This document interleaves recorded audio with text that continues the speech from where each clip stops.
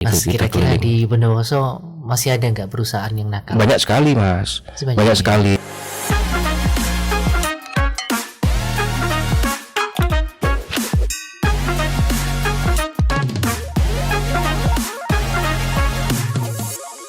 Assalamualaikum warahmatullahi wabarakatuh. Halo, selamat pagi pendengar Pratiwi dimanapun Anda berada. Kita jumpa lagi di program acara podcast Pratiwi Radio. Masih bersama saya Andriawan ya, yang selalu menemani aktivitas pagi Anda ya. Ini jam 10 harus tetap semangat ya. Dan kebetulan untuk edisi kali ini tanggal 23 Februari ya 2023, tanggalnya cantik ya. Waduh, tapi yang datang bukan cantik, mas-mas ganteng-ganteng. Kebetulan untuk hari ini kita kedatangan tamu dari Disnaker Kabupaten Bondowoso ya. Oke, kita langsung sapa. Yang pertama ini ada Mas Andri Setiawan sebagai mediator hubungan industrial dan subkoordinator kepala seksi hubungan industrial dan jaminan sosial tenaga kerja. Panjang sekali ya.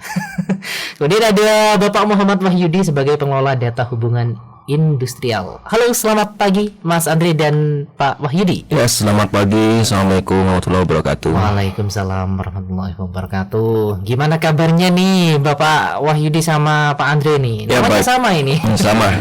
Alhamdulillah baik. Masih baik ya Pak ya. Alhamdulillah. Tema kita tentang kenaikan UMK nih, Pak Betul. Andre Setiawan Betul. nih ya. Ya. Memang beberapa waktu lalu kita juga dapat info berita juga sekalian ya. Katanya di Bondowoso Pak Bupati ya yang meresmikan bahwasanya untuk kenaikan UMK di Bondowoso 19 jadi 2 berapa sih Mas? Gini. Gimana? Baik, terima kasih Mas Andri. Wah, namanya sama ini. Namanya sama. Nah, tadi disampaikan oleh Mas Andri bahwa dinas kita Dinas Tenaga Kerja. Oke. Sama dengan yang saya panjang sekali. Aslinya dinas kita itu panjang, Mas. Jadi Dinas Penanaman Modal, Pelayanan Terpadu Satu Pintu dan Tenaga Kerja. Jadi bukan tenaga kerja saja, masih ada Dinas Penanaman Modal, Pelayanan Terpadu Satu Pintu dan Tenaga Kerja. Baik, seperti apa yang disampaikan Mas Andri tadi bahwa Pak Bupati ya. Iya, Pak Bupati. Tadi memang prosesnya kita itu pada bulan November ini kemarin kita membentuk Dewan Pengupahan ya. Setiap tahun membentuk Dewan Pengupahan, yang mana Dewan Pengupahan ini kita mengadakan rapat pleno untuk penetapan usulan UMK Kabupaten Bondowoso kepada gubernur. Ketika kita sudah mengusulkan kepada gubernur, maka gubernur akan memberikan surat keputusan kepada Bupati. Sehingga Bupati mengeluarkan surat edaran Bupati untuk pelaksanaan upah minimum kabupaten di Bondowoso. Seperti itu. Jadi kemarin memang dari hasil penetapan UMK itu ditandatangani oleh Bupati ya. untuk ke gubernur. Tapi prosesnya dari Disnaker dulu kan? Ada Betul. pengajuan ini betul. Ini kan kita nggak tahu nih tahapannya apa saja. Jadi memang apa yang itu? kita di Dewan Pengupahan itu kita mengacu kepada PP 36. Apa itu isinya? PP 36 tahun 2021 terkait masalah penghitungan ya, formula penghitungan upah minimum kabupaten untuk tahun 2023. Yang mana di sana itu kita menghitung dengan formula ada inflasi, pertumbuhan ekonomi, kebutuhan rumah tangga, kebutuhan hidup layak. Nah, itu semua ada di sana. Data yang kami peroleh itu melalui BPS. BPS Badan Pusat Statistik ya. Itu yang menghitung semuanya, data-data kita ambil dari sana, kita hitung dan kita sepakati untuk kita rekomkan atau kita usulkan ke provinsi. Seperti itu. Nah, BPS ini lihatnya dari mana Mas? kalau BPS sendiri kan memang mempunyai data ya, ada tim survei. Jadi untuk di wilayah Bondowoso, terus pertumbuhan ekonomi di Jawa Timur, BPS-nya yang mempunyai kewenangan untuk menyurvei itu. Seperti itu BPS ya. Jadi data itu memang kita BPS. Kalau kita yang mendata nggak mungkin Mas. Kan seperti itu ya. Iya. Memang sudah ada Badan Pusat Statistik yang memang fokus untuk menghitung itu semua. Jadi seperti itu. Nah, di PP 36 itu kemarin, jadi tahapan ini biar pemirsa Pratiwi juga tahu. Jadi tahapan kita itu kemarin kita melaksanakan dengan PP 36. Menghitung semua waktu sudah kita penetapan pleno, kita rekomkan dan kita usulkan, ternyata dengan provinsi masih ditunda. Ditunda penghitungan kita. Yang semula itu kita naiknya itu tidak mencapai 10%, akhirnya kita menghitung kembali dengan menggunakan Permenaker 18 tahun 2021 terkait formula penghitungan UMK 2023, yang mana itu ada pengurangan di sana, Mas Andre. Jadi di sana tuh ada inflasi, pertumbuhan ekonomi, dan produktivitas kerja, indeks. Indeks alpha ya, ada alpha perhitungan itu. Nah, kita juga sudah mengusulkan, jadi kita menghitung ulang lagi dengan peraturan yang terbaru. Kita sampaikan di sana ternyata kita ada kenaikan 75%. 75%, ternyata kenaikan itu juga tidak sampai menjadi 10. Tetapi setelah kita mengajukan usulan, setelah kita menerima surat keputusan Gubernur telah menetapkan, jadi semua kabupaten kota di Jawa Timur itu sudah ditetapkan rata-rata sama kenaikannya menjadi 10%. Jadi sangat tinggi sekali. Kenapa di awal itu kita 1950 lah ya, menjadi 2.154.504,13 sen. Jadi kasarannya itu 2.155 lah ya, kalau dibuatkan. Jadi ini kenaikannya sangat tinggi sekali, sampai ada kenaikan 100 lebih ya. Karena gubernur itu juga akan melihat kenapa kok kenaikannya menjadi 10% sama rata. Nah, ini alasannya apa itu? Alasannya gubernur dengan perkembangan karena COVID yang kemarin dan pertumbuhan ekonomi yang sudah mulai tidak baik-baik saja ya. Satu, ditakutkan adanya resesi dengan inflasi yang semakin tinggi, maka ditakutkan terjadi resesi di tahun 2023. Salah satu faktornya itu. Yang kedua juga terpengaruh dari inflasi global. Inflasi global itu seperti di Ukraina. Perang Rusia Ukraina ini juga akan berpengaruh besar untuk negara-negara. Nah, ini juga kita ditakutkan. Seperti salah satu contoh di Bangladesh ya. Di sana Bangladesh itu sampai resesi. Nah, itu makanya kita kan juga ada prioritas yang kita utamakan, daya beli kita. Kalau harga-harga sudah naik tapi upah rendah, nah ini bukan malah menjadi baik, maka akan terjadinya resesi. Ya, makanya loh Mas ya, 2023 ini pendengar juga pasti tahu katanya sih, bukan hanya Indonesia, dunia katanya mau resesi. Betul. Maka dari itu gubernur sendiri sudah mengambil kebijakan untuk mengantisipasi itu. Jadi ada kenaikan mencapai 10% rata-ratanya. Kalau kita 9, sekian persen, ya hampir 10 lah, hampir 10. Tapi memang usulan yang kita sampaikan itu sudah naik itu, memang gubernur sudah mempunyai kebijakan tersendiri. Jadi yang kita takutkan kan untuk ke depan di tahun 2023, kalau ini sudah resesi, maka ini akan berpengaruh kepada angka kriminalitas. Kalau sudah upah rendah, ini kan urusan perut ya Mas ya.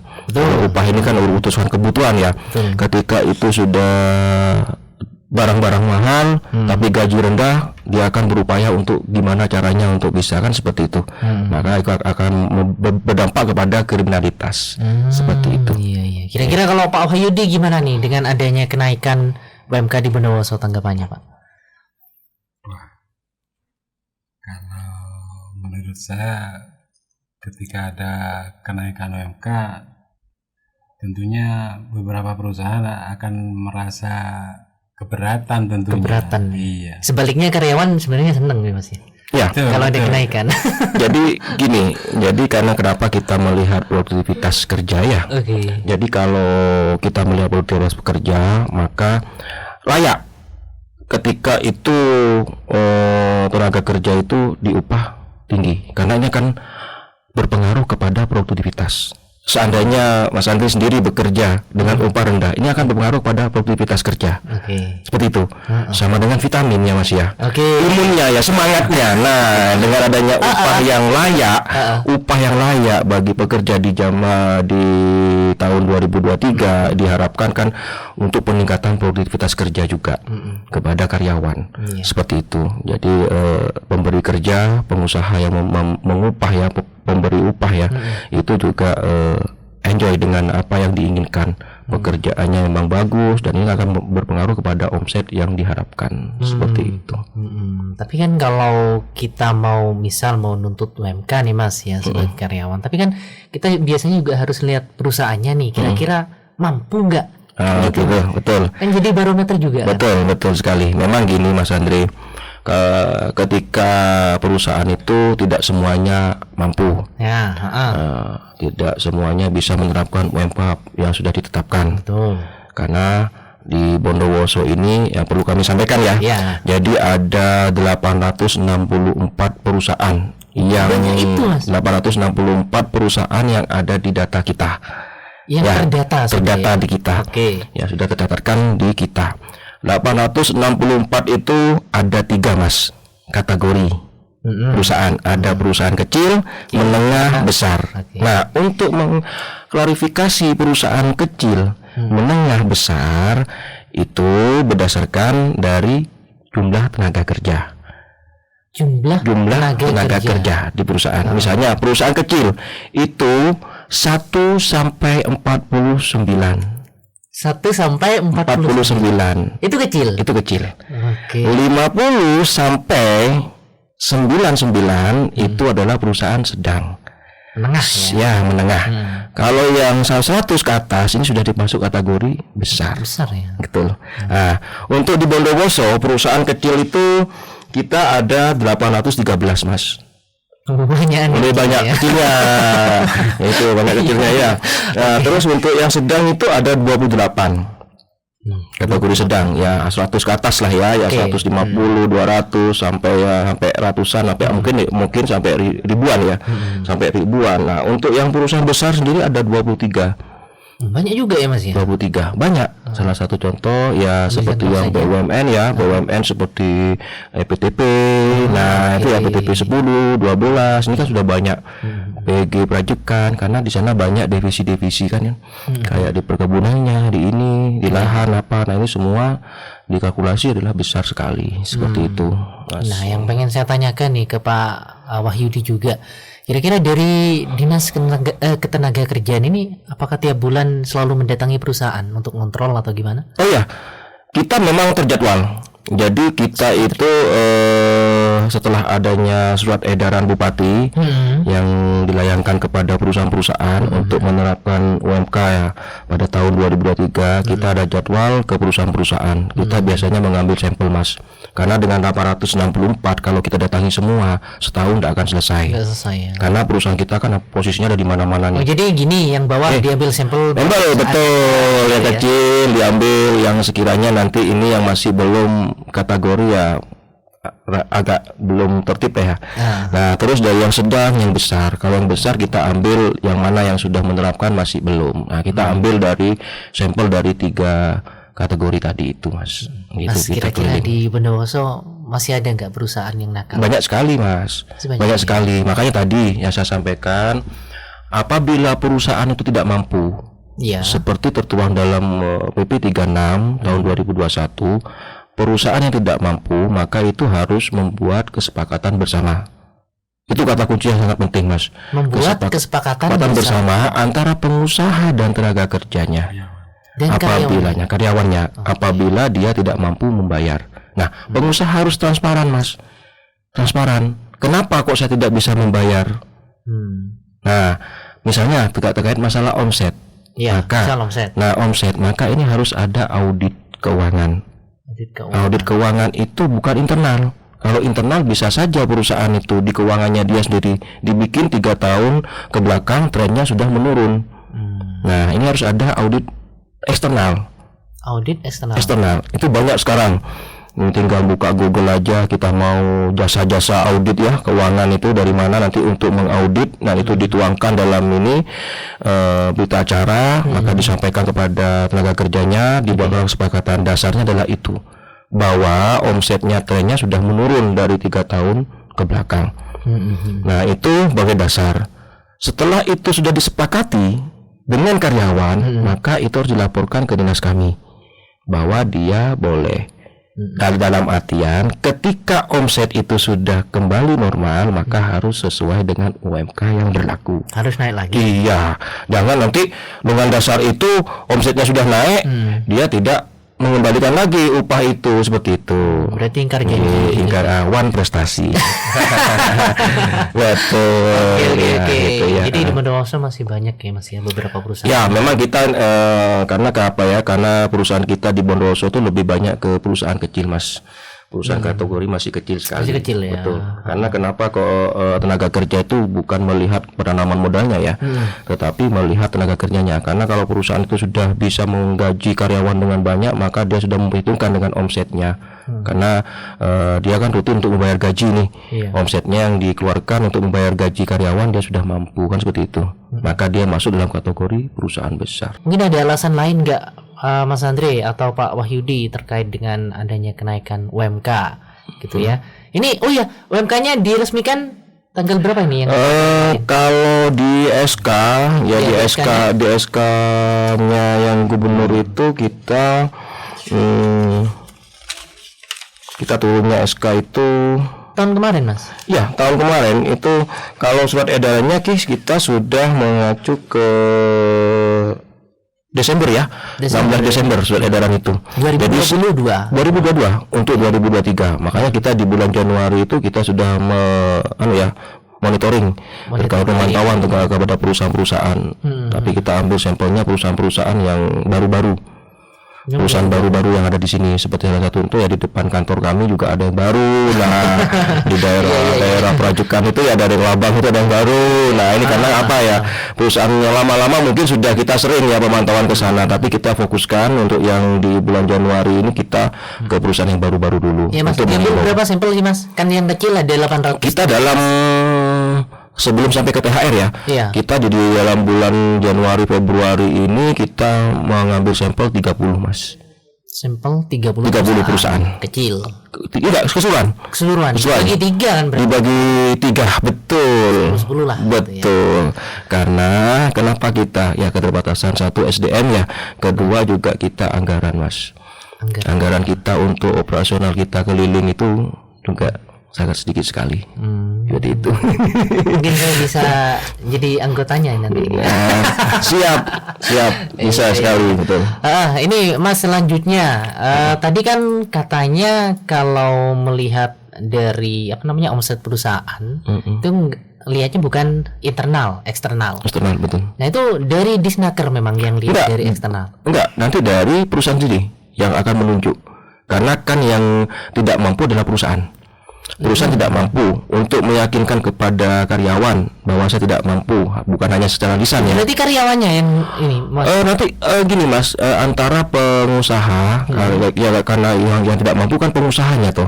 Otomatis pengusahanya yang menyediakan audit itu untuk diberikan kepada karyawan. Jadi bukti, betul. Jadi bukti bahwa saya tidak mampu sesuai dengan audit eksternal. 3 tahun trennya sudah menurun omsetnya. Seperti itu. Jadi betul katanya Bruri, Mas, biar tidak ada dusta di antara kita, antara pengusaha dan karyawan. Seperti itu. Bruri Marantika itu. Betul sekali. Ya, aduh. Kalau tidak ada seperti itu, maka ada dusta antara pengusaha dengan karyawan, kan seperti itu. Iya. Makanya nanti tertuang dan tertulis dalam kesepakatan bersama. Itu yang ada, Mas. Kalau itu tidak ada, maka nanti ada pengawas tenaga kerja. Yang betul sana tidak ada kesepakatan sama sekali, dari karyawan gajinya tidak sesuai, maka ini akan ada nota pemeriksaan dari pengawas. Nah, apa itu sanksi bagi perusahaan, kan seperti itu, Mas ya? Nah, sanksi bagi perusahaan yang tidak menerapkan apa yang kita bicarakan tadi, maka nanti ada pengawas tenaga kerjaan yang akan membuat nota pemeriksaan. Kalau tidak ada yang itu dari mana? Dari provinsi? Dari provinsi, Mas. Pengawas tenaga kerjaan kita itu udah dari provinsi yang megang di wilayah Bondowoso. Di Bondowoso itu ada satu pengawas tenaga kerja yang statusnya dari provinsi Jawa Timur ya. Nanti dia membuat nota pemeriksaan. Nota pemeriksaan itu akan disampaikan ke provinsi akan memberikan rekom untuk diberikan kepada bupati. Oh, kota, jalurnya gitu kabupaten ya, Mas, kota masing-masing. Nah, nanti bupati akan membuat surat teguran secara tertulis kepada badan usaha itu. Nah, suatu teguran itu Pertama dilayangkan mungkin itu ya. surat tertulis. Pertama teguran secara tertulis ya. Tapi kalau tidak itu masih ada tahapan. Apabila itu masih tetap dia tidak mau untuk nanti mungkin pengawas ya yang lebih tahu ya untuk sanksinya ya. Jadi memang ada waktu tahapan sejauh mana etikat baik dari perusahaan dengan adanya surat teguran itu. Nah, setelah dari itu nanti dia masih belum mengindahkan, maka bupati bisa melayangkan untuk pembatasan aktivitas. Pembatasan aktivitas. Jadi Ya. misal kerja 12 jam dikurangi. Nah, dikurangi jam aktivitasnya, gitu. betul. Jadi misalnya 8 jam, maka tidak boleh mencapai 8 jam. Karena apa? Karyawan kan sudah tidak sesuai dengan UMK. Tapi jamnya sesuai dengan UMK kan seperti itu. Nah, nanti itu dibatasi untuk jam kerja ya atau aktivitas kerjanya. Setelah itu nanti ada yang ketiga, itu pemberhentian aktivitas. Wah, Tidak boleh beraktivitas. disegel langsung. Nah, gitu. Jadi tadi ada pembatasan aktivitas sampai pemberhentian aktivitas. Yang gak enak paling terakhir ini. Nah, Ya. makanya kami mohon itu jangan sampai terjadilah di Bondowoso ya. Ini Pak Mas Andri ini kok bisa panjang gitu sih, Mas? Apanya? Bagian Gini. Jadi awalnya saya itu adalah Kepala Seksi Hubungan Industrial dan Jaminan Sosial Tenaga Kerja. Oke. Nah, karena dengan ada regulasi baru, maka kita menjadi fungsional ya. Fungsional yang mana saya menjadi mediator hubungan industrial. Itu maksudnya sampean merangkap. Iya. Iya. Jadi kenapa disebutkan subkoordinator? Jadi saya itu fungsionalnya adalah mediator hubungan industrial, ahli muda. Ahli muda. Iya. Karena masih muda saya, masih muda. Masih muda ya. Masih muda. Nah, kalau yang di atas saya jabatannya maka dia sudah madya kalau di fungsional. Madya ya. Madya. Jadi itu terpengaruh dari eselonnya juga, jenjang jabatannya. Eselon 1. Betul. Gitu ya. Ya, kalau yang eselon 1 itu udah utama itu, Mas, udah utama. Jadi udah yang paling atas ya. Maka saya masih muda. Di bawahnya juga masih ada lagi. Ya, makanya saya yang dibilang tengah-tengah, enggak tengah-tengah ya. Nah, sejak adanya regulasi baru maka saya merangkap menjadi keluarnya SK saya fungsional mediator. Mediator itu adalah tupoksinya untuk menyelesaikan perselisihan hubungan industrial. Berarti gini dong, misal ada kayak pekerja yang demo, itu ya ke Disnaker ya? Misal mau Makanya gini, minta UMK naik dong, kok belum dibayar nih upah dan sebagainya kayak gitu. Ini untuk tahapan kita nggak harus demo ya. Demo memang hak ya, hak Negara demokrasi, Mas. Nah, betul, boleh, monggo silahkan demo. Yang penting tepat sasaran dan tertib. Nah, betul. Cuma sebelum mengaspirasikan itu, alangkah indahnya apabila itu dimusyawarahkan secara bipartit. Mungkin perwakilan Bipartit gitu dulu. ya. Nah, bipartit itu kita ada bipartit ya, musyawarah bipartit. Musyawarah bipartit itu yang dilakukan antara pengusaha dengan karyawan. Kalau tripartit itu antara pengusaha, karyawan, dan pemerintah. Bertiga. Itu tripartit, betul. Nah, makanya sebelum untuk melangkah seperti itu, misalnya perusahaan-perusahaan itu ada serikat pekerja, tolong disampaikan ke serikat pekerjanya, dimusyawarahkan secara bipartit dengan pihak pengusahanya. Nah, ini bagaimana langkah-langkah ini supaya indah dulu. Ya, kita kembali ke topik kita tentang UMK nih, Mas Andri Setiawan. Tadi kan tentang gaji. Kalau tentang ini, Mas, apa namanya? Apa sih kalau mau Idul Fitri itu THR? Oh, THR ya. Iya, berkaitan THR ini ada peraturannya juga. Ada juga. Jadi semua itu ada aturan. Negara kita itu semuanya pasti ada aturannya, Mas. Nah, pasti ada aturan mainnya. Jadi kalau untuk yang THR, kita ini kan bentar lagi mau menjelang THR nih. Nah, ini lagi hangat ini, Mas. Ya, harusnya betul. ini yang kita omongin.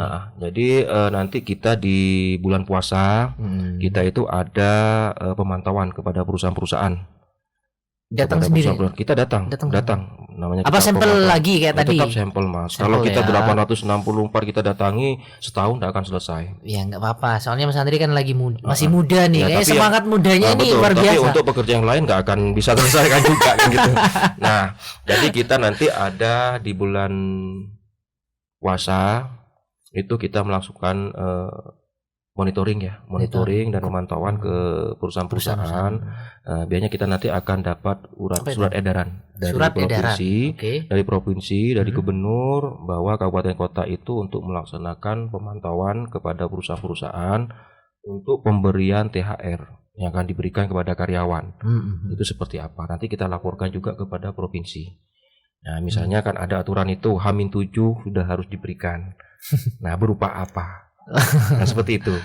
Apakah itu kalau di aturan sih itu harusnya kalau sudah dia lebih dari 1 tahun masa kerja itu kalau dalam bentuk uang itu 1 kali gaji. Nah itu, ini yang mau saya tanyakan sebenarnya ya. Pasti banyak yang tanya nih. Kira-kira kalau THR itu gimana sih Mas? Apa 1 kali gaji itu ada ketentuan juga minimal 1 tahun tadi? 1 kali gaji. Atau kalau yang tidak mencapai satu tahun, misalnya ini ada cuma 3 bulan, 6 bulan, itu maka itu harus proporsional. Nah, misal Mas, misal itu, nih, udah 3 tahun ya, udah 3 tahun, tapi THR-nya nggak 1 gaji itu gimana? Apa dapat teguran juga perusahaannya? Makanya tadi itu Mas, kalau itu kan makanya kita mantau atas dasar apa kok tidak dibayarkan sesuai itu kan ada hak karyawan untuk bisa menerima itu. Dasarnya apa?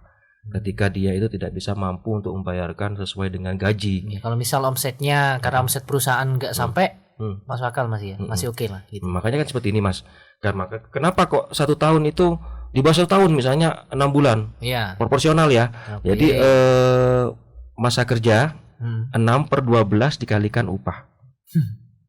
Berarti itu. Tinggal dibagi ya. Nah betul. Nanti berapa ketemunya yang harus diberikan? Setengahnya kan. Makanya kalau sudah 12 bulan per 12 kali 1 kali upah kan 1 kali upah toh. Kalau di bawahnya 1 bulan makanya ada pembagiannya. Ada pembagiannya betul. Jadi itu ada aturan yang menyatakan seperti itu. Jadi tidak terus yang masa kerjanya lama terus dibayar di bawah dari itu kan juga ya kasihan lah. Yang hanya berapa bulan terus dia menuntut sama dengan yang ini kan juga kasihan pengusahanya kan seperti itu. Ya jadi harus ada yang proporsional. Jadi tidak betul. Dan mungkin nanti juga ada dia memberikan apa selain dari uang itu. Bingkisan mungkin ya. Nah, tergantung bingkisan mungkin apa sarung atau apa. Jadi ini tergantung dari karyanya. Nah, kami mendata itu. Mendata seperti juga ya. Itu iya, apa yang diberikan dari perusahaan, kapan akan diberikan THR-nya. Misalnya ini ketentuannya kan H-7 sudah harus diberikan. Ya. Kita melaksanakan pemantauan kapan akan diberikan. Nah, kita akan menyelidiki kepada karyawan sudah diberikan belum. Kita pantau terus. Baik itu lewat WhatsApp ya. Ya mohon maaf di HP saya itu kebetulan kontaknya perusahaan-perusahaan semua. Nah, jadi bukan apa karena memang pekerjaannya seperti itu ya. Oh iya. Jadi kita kan juga sekarang di era digital ini kadang kita kan jangkauan perusahaan kita kan jauh-jauh. Salah satu contoh misalnya seperti di Pancur Angkrek ya. Di Pancur terus Belawang Kalisat Jampit. Kita juga untuk menempuh itu ketika ada aturan-aturan terbaru kita melewat WA bahwa ada aturan surat edaran bupati kita juga lewat PDF ya kita kirim ya. Jadi kita sudah cepat lah sekarang. Kalau kita dengan melangkah tidak seperti itu dengan aturan THR yang baru maka kita udah keteteran. Nah, pelaporan juga seperti itu. Kalau jangkauannya terlalu jauh kita juga bisa kita lewat file. File nanti di sana dikirim juga lewat PDF ke kita. Nah, ini yang mau saya Andre tanyakan juga nih. Apa namanya? Kira-kira perusahaan itu wajib nggak, Mas? Tiap tahun membuat laporan ini gaji perusahaan saya, mungkin karyawan saya segini. Wajib, Mas. Wajib. Ya? Jadi makanya gini. Tadi saya sampaikan peraturan perusahaan. Di peraturan perusahaan itu apabila tidak ada susu ya. Susu itu bukan susu yang lain. Susu itu adalah struktur skala upah. Ya, makanya disingkat susu. Itu semua mediator se-Jawa Timur atau di Snaker se-Jawa Timur itu tahu tentang susu. Susu itu struktur skala upah. Karena di perusahaan itu yang berbadan usaha itu ya itu pasti ada jenjang strukturnya, organisasinya, ada manajer, kepala produksi sampai ke level yang paling bawah. Nah, itu ada masa jabatannya, terus upah yang diberikan karena dari manajer sampai ke, mohon maaf ya, ke paling bawah ya, OB atau cleaning service itu kan beda. Ada upah yang beda. Manajer gak mungkin sama dengan OB kan, seperti itu kan, gak mungkin. Nah, pasti beda dengan kepala produksi, pengawas atau apa produksinya. Nah, yang diharapkan yang level paling bawah itu sudah standar UMK. Nah, untuk yang di atasnya, kalau misalnya nih, ini kan UMK kita 2.154. Saya sudah terlalu besar ini. Minyak saya 3 juta. Turunkan aja biar sesuai dengan UMK Bondowoso. Itu gak boleh. Tidak boleh, Mas. Jadi yang sudah di atas UMK maka itu ya tidak boleh diturunkan sesuai dengan UMK yang berlaku. Nah, UMK ini hanya patokan dasar. Iya, patokan dasarnya, patokan dasar. Untuk upah layak kan gitu kan. Kehidupan yang layak. Mungkin ada apa ya, harapan ke depan lah ya. Betul. Seputar tema kita tentang UMK. Betul. Monggo, Pak Ya. Andri dan Pak Baik, jadi harapan saya ke depan untuk KPT Bondowoso, terutamanya di sektor badan usaha dan juga tenaga kerja. Nah, ini kami diharapkan untuk ya minimal sesuai dengan UMK. Minimal sesuai dengan UMK. Kalau misalnya itu tidak bisa sesuai dengan UMK, maka yang saya sampaikan tadi untuk membuat kesepakatan bersama agar tidak ada terjadinya perselisihan hubungan industrial. Nah, dengan adanya ini diharapkan kepada perusahaan-perusahaan untuk mematuhi ya aturan-aturan yang ada, yang sudah ada ini, baik itu Undang-Undang 13, PP 36 terkait pengupahan, PP 35 terkait perjanjian kerja, syarat kerja. Nah, ini nanti untuk dilaksanakan juga jaminan sosialnya ya. Setiap pemberi kerja itu kau yang memberi, kau yang bertanggung jawab ya. Nah, seperti itu. Jadi bagi pengusaha-pengusaha yang ada di Bondowoso, kalau sudah mempunyai tenaga kerja untuk dijamin baik itu jaminan sosialnya, baik itu upahnya, juga status karyawannya. Nah, nanti kalau misalnya bingung nih, bisa menghubungi saya atau nanti bisa datang ke kantor saya. Nah, itu tempatnya di depan Orilan, Jalan Ahmad Yani itu ya, Mas. Ahmad Yani, betul. Betul. Pak Wahyudi, mungkin harapannya terakhir ini, Pak, kaitan UMK di Bondowoso ini yang katanya udah naik nih ya, dari 19 jadi 2,1. Iya, mungkin harapan saya dengan adanya kenaikan UMK itu akan kesejahteraan karyawan akan semakin meningkat, itu saja. Amin. Karena kalau gaji nambah, karyawan pasti seneng. Iya kan. Tapi jangan lupa. Apa itu? Produktivitas kerjanya harus meningkat. Nah, juga. Ini ya. Karena imunnya sudah meningkat, ya harus semangat kerja. Semangatnya kerjanya, motivasi kerjanya harus tinggi juga. Masuk akal ini ya, masuk akal sekali. Nah, Mas Andre nggak tanya nih, apa harapannya saya? Gitu. Betul, harapannya sampean nih harus sesuai dengan UMK. Kalau dari saya ke sampean itu harus sesuai dengan UMK. Yang saya harapkan pekerja-pekerja ini juga menerima haknya dengan apa yang sudah ditentukan. Seperti itu harapan saya, juga jaminan sosialnya.